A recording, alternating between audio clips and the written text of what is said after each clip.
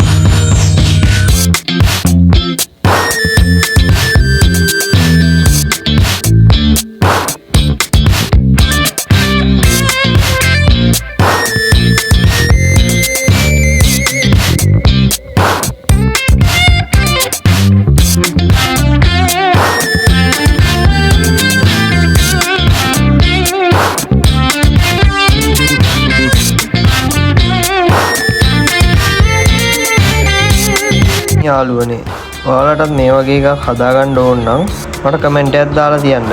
මම ඔයාලට ඩීටේල්ස් ටික දාන්නම්. යාළුවනේ අදට වීඩියෝ එක එන්ඩ් වෙනවා.